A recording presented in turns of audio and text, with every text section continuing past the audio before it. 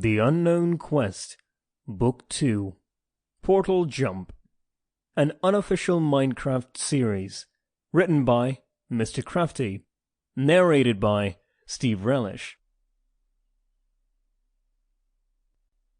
The Unknown Quest, Book 2, Portal Jump, an unofficial Minecraft series, written by Mr. Crafty, narrated by Steve Relish. Chapter 1. Steve spent a long time just sitting on the ground, scowling at the dirt, listening to what Alex called funny tums shrieking overhead. Fortunately, they didn't seem to be able to get through the trees, but he couldn't say the same for her. "What do you mean there are more builders?" Steve said, filled with doubt. Sure, he had seen that staircase down in the chasm, and he had seen his things in a chest. But maybe he had done that and forgotten. As miserable as it made him to admit it, Steve the hero was getting up there in years.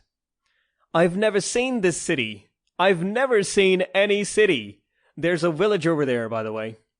Alex took another fish out of the furnace and handed it to Steve, keeping an eye on the forest around them. It was dark after all, and any moment now a creeper could come scooting around the corner, or a skeleton, or... "Oh, look! A cat!" "Oh, great!" Steve stared reproachfully at the cat, who came around the corner of the nearest tree. Two different-colored eyes looked back. The patchy fur helped it almost blend in with the forest around it. This was a familiar face, but it wasn't one that Steve welcomed. It was the very same cat Steve had spent ages trying to tame. It hissed at him. "Oh, go on, you," Steve said, crossing his arms, looking amused. Alex glanced from the cat to Steve and back again. "Everything okay? Or do you two need some time alone to talk it out?" Alex joked, grinning. "That cat is defective," he insisted, not appreciating the joke one little bit. It seemed like most things Alex said were jokes at his expense. Him! Steve the Builder! Steve the hero! Steve of many statues all across Minecraft. Yes, he had made the statues, but that wasn't the point. "What do you mean?" Alex began to look through her things.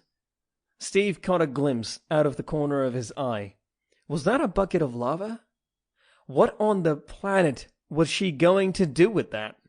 Images of his fortress burning to the ground invaded his mind. No, that would be silly. "Here we are." To Steve's surprise, Alex produced a raw fish from her pocket. He wrinkled his nose.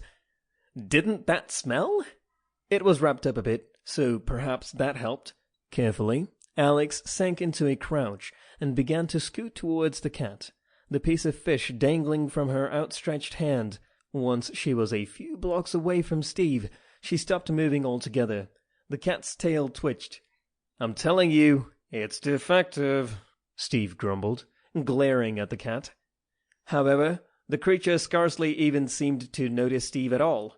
Instead, its attention was focused solely on the fish Alex held in her hand. Her bare hand. "You'd better wash your hands before you come anywhere near me. They smell!"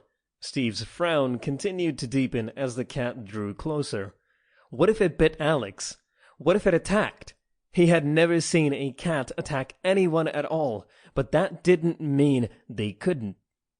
The cat did not attack. Instead, it came right up and took the fish from Alex's hand, and then another piece of fish after that, gobbling it down as quickly as it had the first.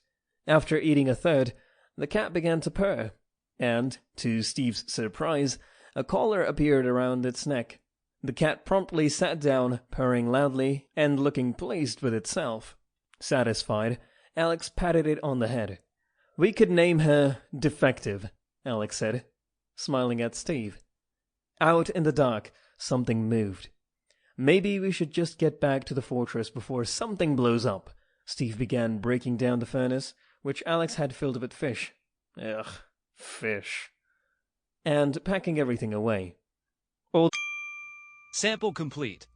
Ready to continue?